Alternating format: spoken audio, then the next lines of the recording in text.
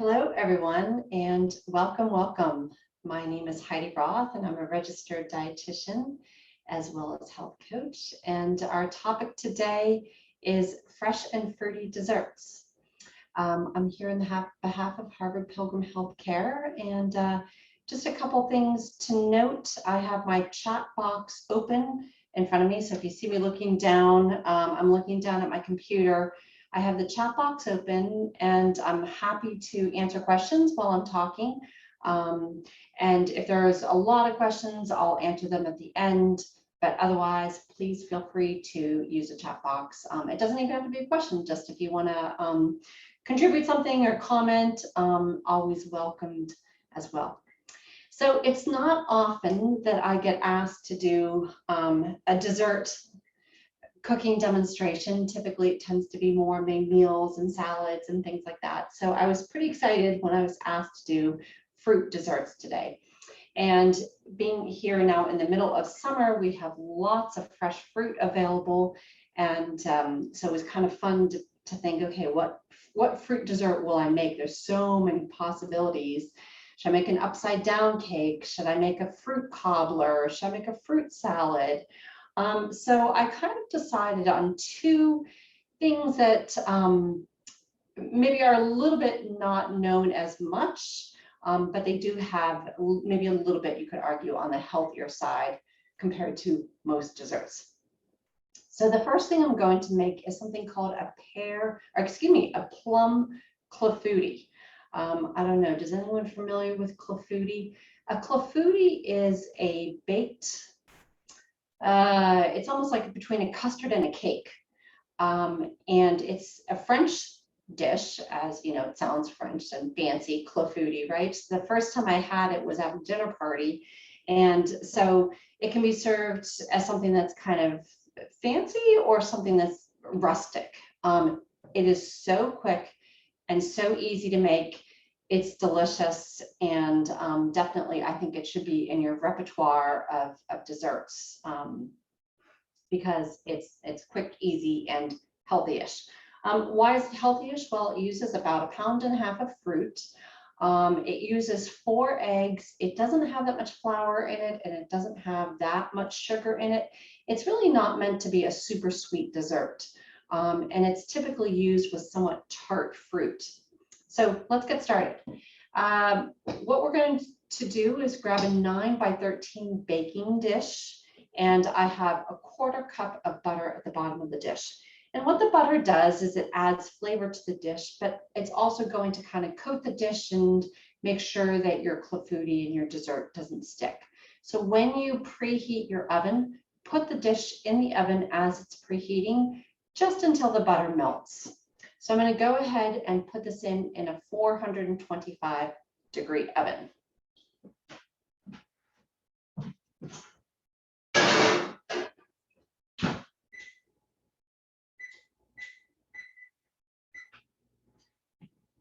Okay, so I just turned my oven on to 425 degrees, and hopefully my butter should be melted pretty soon, and then I'll pull it out. One of the other things that putting the pan in the oven to melt the butter does too is it kind of preheats the pan a little bit.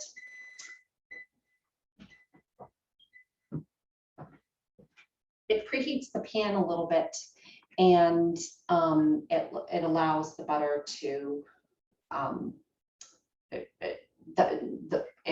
poof. It allows the batter to poof when it gets heated like that. Okay, so while that's warming up, I have 1.5 pounds of plums.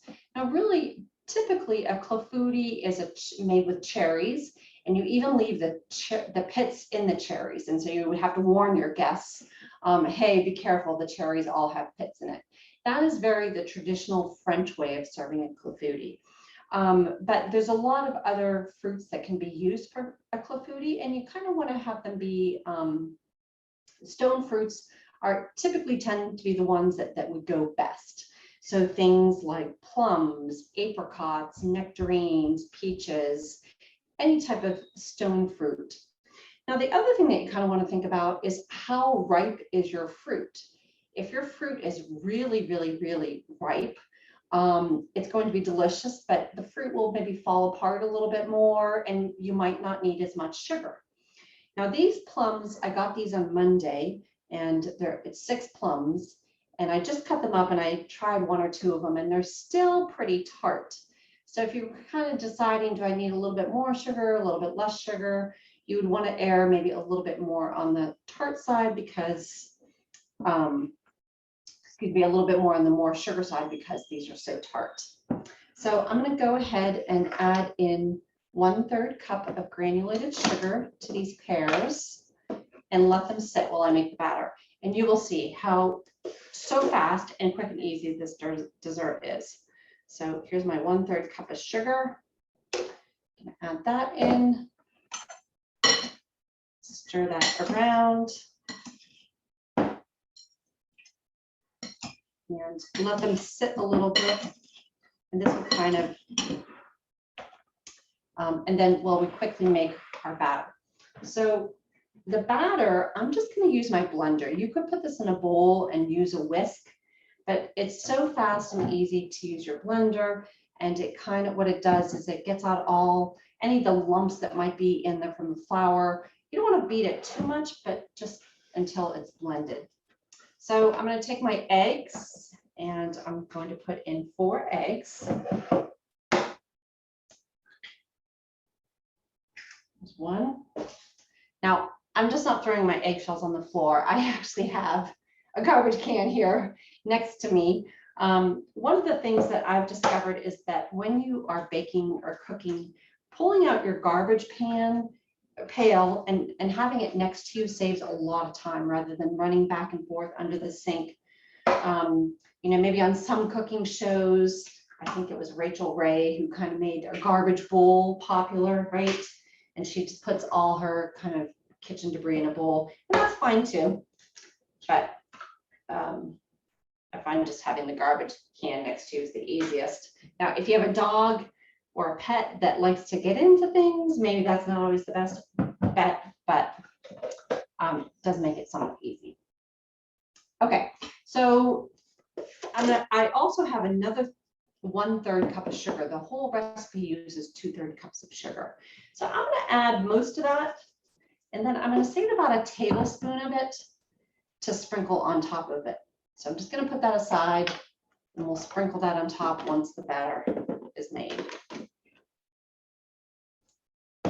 Okay, so now I'm going to use 1/2 cup of all-purpose flour.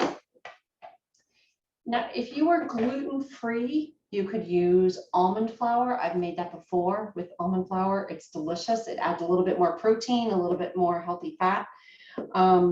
You could also use just a gluten-free flour or a mixture of flours, but since we're not gluten-free here, I'm just going to use regular flour. I'm going to take my knife and level it off. Now, when you're baking a cake, having the exact amount of flour is really important. With something like this, it's not quite as important, but a good practice when you're baking is just to take your knife and level it off so you make sure that you don't have more than the amount of flour that the recipe calls for. So we'll put this off to the side. Then we're going to add in a cup of milk. And you could also use a plant-based milk if you wanted to. An almond milk would be nice, or you could use, you know, soy milk, coconut milk. But, you know, it clearly wouldn't be all plant-based because you would have the eggs in it. And the eggs are really kind of important because they're going to provide a lot of the leavening. There's no baking powder in this. There's no baking soda. And so all of the puffiness and air that you're going to get from this dessert, the leavening comes from the eggs. So they're kind of hard. They're kind of essential to the recipe for sure. Okay. And then salt. Ooh. I've got my sea salt here. You can also use kosher salt. If you're using regular, just plain table salt, like the Morton salt, use a little bit less. I'm using a scant 1/2 teaspoon of salt. So you want to err a little bit on the less salt. versus a heaping, flowing, half teaspoon of salt. And then I'm going to add in just a tiny bit of almond extract. The almond extract is particularly delicious with cherries. Almonds and cherries go together really, really well. But also it's also delicious with plums. So half teaspoon of that.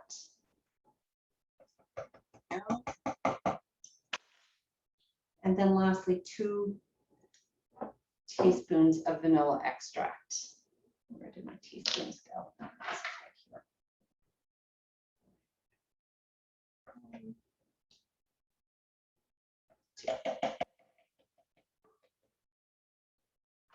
here. Okay.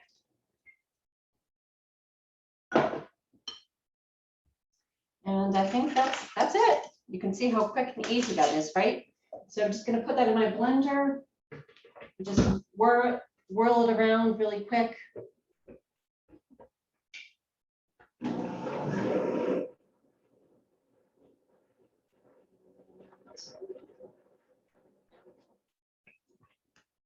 Okay, I'm seeing a question, will I post the recipe? Absolutely. What I can do is I'll copy and paste it into the chat right before I'm done. And then we will also email it out as well. So you absolutely will get the recipe. So that's it. It's pretty much all mixed up here. Maybe I have a couple pieces of flour that might be sticking on the sides. I can just use my spatula and kind of put them in to grab them. But you don't want to over mix this. You're just looking to mix it just until it's all combined.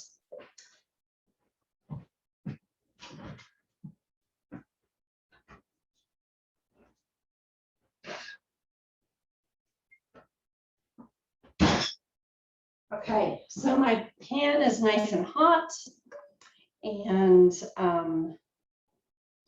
I've got everything all set to go here. So now I'm going to go ahead and I'm going to pour my batter into the pan, and try and the butter will just kind of float off to the sides a little bit, and that's fine. You don't need to worry about mixing the butter in. It all kind of works out. And then we'll put our fruit on top. Now, if you have the time, arrange the fruit so it looks pretty. Maybe put it in nice little rows here. I'm kind of throwing these on because we're a little short on time. But yeah, you can certainly make whatever design that you want. But you want, the fruit is kind of the star of the dessert. So as much as possible, try to make them look pretty. And if you keep, if you don't submerge them in the batter and a little bit of the sugar remains on top, that also helps it caramelize a little bit on top, and the juices will as well a little bit. So because we're a little bit, I just want to keep an eye on the time. I'm going to try and do this as fast as I can here. And so it won't be quite as pretty and beautiful as if you had all the time in the world to rearrange these exactly the way that you wanted them, but you get the picture. Now, a lot of times I make these with cherries, and I'm going to show you one that I baked yesterday already. And because I'm not going to bake this now because it's not going to have enough time to bake. So I'll show you the one that I made yesterday, and you can see what it looks like. And I used frozen cherries. If you're going to use frozen fruit, make sure that you either put it in completely frozen.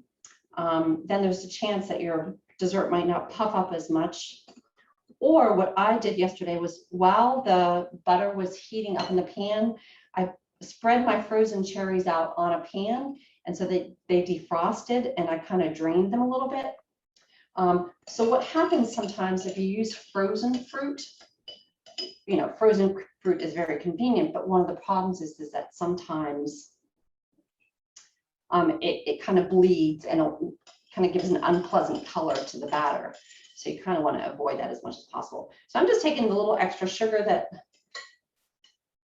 I added before, drizzling that on top, and also gonna give that 1 tablespoon of sugar that I had kind of saved and sprinkle that on top. And there we go. Now that's ready to go back in the oven. So as I had mentioned, I'm actually not going to have time to bake this now. So I'm going to put it aside and show you what the finished result looks like.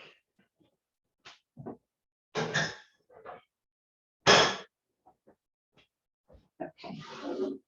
So through the magic of food demos, I magically have one that's already baked. So good question. I'm seeing how long does it bake?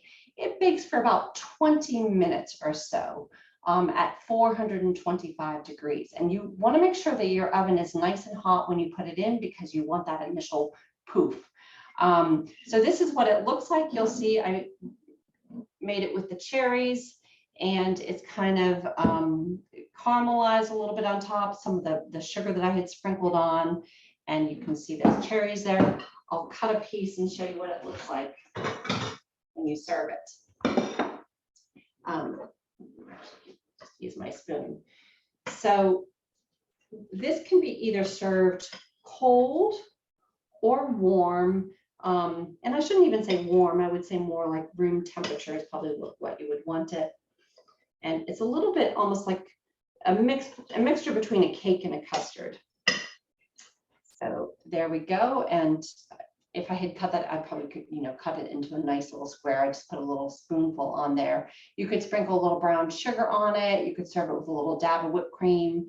That would all be lovely as well. But that is what it looks like. So there you have your cherry clafouti or your plum clafouti. And I'm seeing a couple questions here. So someone said, how do you store it? So I would keep this in the refrigerator because of all the eggs, and it's more custard than cake. So definitely keep it in the fridge. And also with all that fruit in there, you want to make sure that you refrigerate it. And it keeps a couple days, but if you're making it for an event or a party, or I would, not bake it more than a day before you plan to serve it. When I made this yesterday, I just put it in the fridge overnight. And it's, as you can see, it is not that hard. It either can go to a dinner party or a picnic, and it's really just this somewhat healthy-ish dessert as well. Okay, so the next thing I'm going to make is a Blackberry Fool. Has anyone ever heard of a fool? And have you heard of this before? Do you know what that is? A fool is a dish, actually, it's from England, but it's probably about 400 plus years old. I guess there's recipes that go all the way back to the 1600s, so more than 400 years for these fools. And basically what it is fruit. Typically they would have used gooseberries, but any type of berry. So you could use raspberries, blueberries, blackberries are very commonly used. So I'm going to have my blackberries here. And you're looking for about 12 ounces or so of blackberries. So let me show you here. Okay. So I have 2 different types of blackberries here. Here is blackberry number 1. Very sweet, very big. And here is also another little blackberry. I'm putting it up there. Anybody want to take a guess at what the difference is in these blackberries? Where they came from, maybe? So got about 12 ounces of blackberries I'm going to put in there. I'll answer the question for y'all. Yes, looks like someone got the answer. The small ones were picked this weekend up in New Hampshire. So if you have a chance to go up to New Hampshire, go pick, and probably even here in Massachusetts as well. The blackberries are in season and the bushes are loaded with them. They're pretty tart. So once again, they're very tart, but these ones from the store, these are hybrid blackberries. So they've been kind of bred to be very, very sweet. So between the two of them, will kind of balance each other out. But yeah, if you have a chance to go blackberry picking, they're there for the taking. There's tons of them. Just be careful. The bears are out as well. So, and they also really enjoy blackberries. Okay, so I'm going to combine 2 tablespoons of sugar with my blackberries. Now, if I had had all berries that were picked from the wild, I might add a little bit more sugar. But I have the sweet ones from the store, so they'll be good. All right, now I'm going to add in 2 teaspoons of vanilla extract. And this is also a really, really easy dish. Kind of drizzle it with vanilla extract. There we go.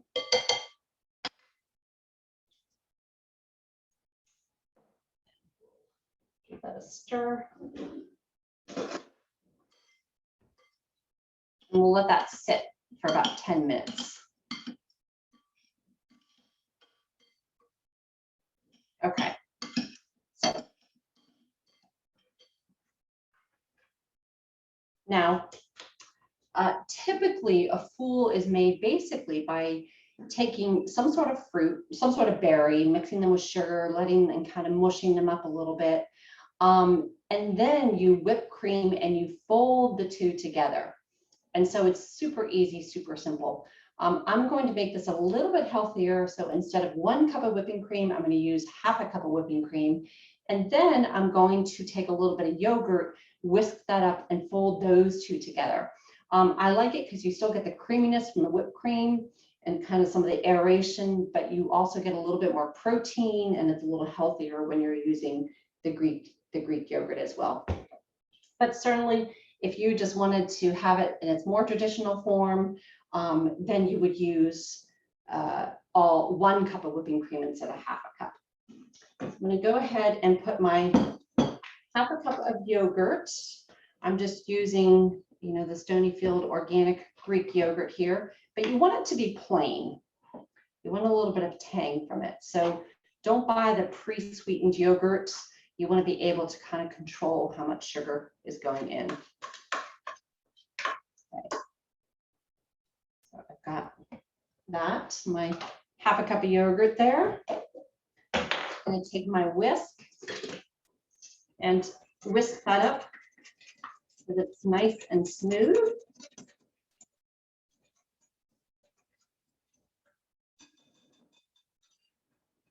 And now I'm going to go ahead and beat my cream. So one trick to beating cream, especially if you're doing it by hand, is to get your beaters nice and cold, and it'll really kind of cut down on the amount of time that you need to beat it. So I'm actually going to go over here to my freezer, and I have my bowl and beaters that were in the freezer, and it really, the colder they are, the faster your whipped cream will whip. I'll go ahead. Now, certainly, a great way to do this too is just to whip it by hand, but which is what they used to do hundreds of years ago, right? Not even hundreds, 100 years ago maybe. And then here I add in my half a cup of, so I've got my heavy whipping cream. Go ahead and put that in my bowl. And I'm also going to add in 2 tablespoons of sugar to this as well. So the whole dessert only has 4 tablespoons of sugar in it. Certainly because, you know, the fruit provides some sweetness as well. There we go. My other 2 teaspoons of sugar. Go ahead and beat that up really quickly.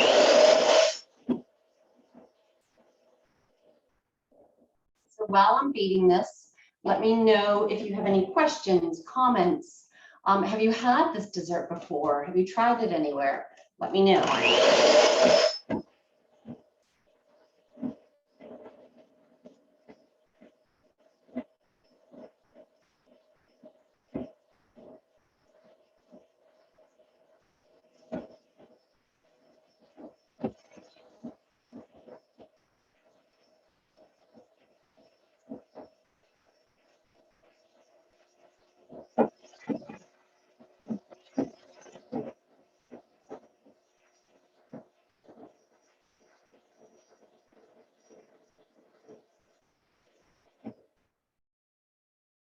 Oh my goodness, it seems like it takes an eternity when you have people waiting for it to whip.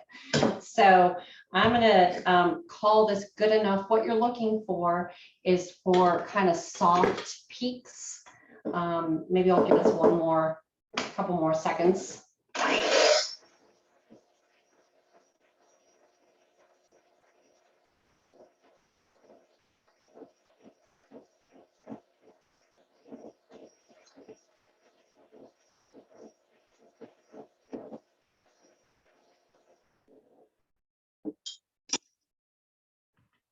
Okay, so it's not quite soft peaks yet, but it's on its way there, and I'm going to call it good enough. And so now you take a spatula and you can kind of fold these together. You want to keep the air in your whipping cream. And I'm also going to take my berries and just kind of give them a quick little mash up here.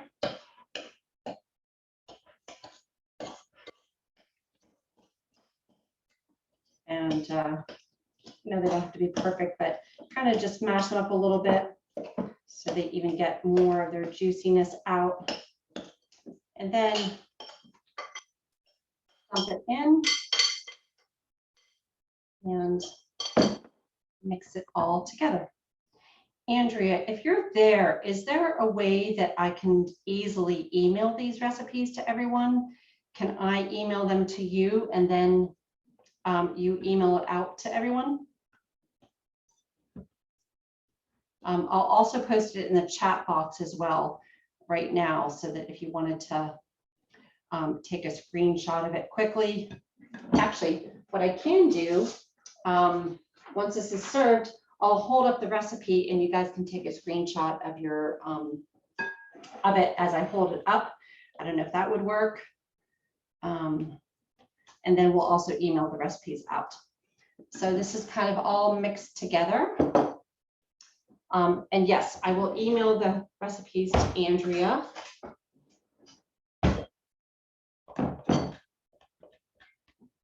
As soon as I'm done here. Okay, and then what you can do is you put it in your bowl. And that is the dessert. Now you could also top it with some fresh berries. One thing that I like to do too is I like to take, if you have some meringues, they're especially delicious on this, or some shortbread cookies. And so you can just even put one meringue on top like that. And then let everyone kind of break it up themselves. And voila, there is your quick and easy raspberry fool. And it is so delicious too. All right, so that is our dessert. Let me know if you have any other questions. But I'm gonna just hold this recipe up. That doesn't seem like it's working very well, does it? No. No, I will email it. All right, well, thank you so much for all being here with me today. Are there any questions, comments, thoughts? Thank you all so much for joining me here today. Just looking down to see what kind of questions we might have. Okay, so just email Andrea for the recipes. I'll send that out right now so that Andrea has them and can just email it to you right away. So enjoy and have a wonderful rest of the summer and enjoy some of these nice summer fruits that we have. Just looking, let's see, got one last question. All right, thank you everyone. Bye-bye.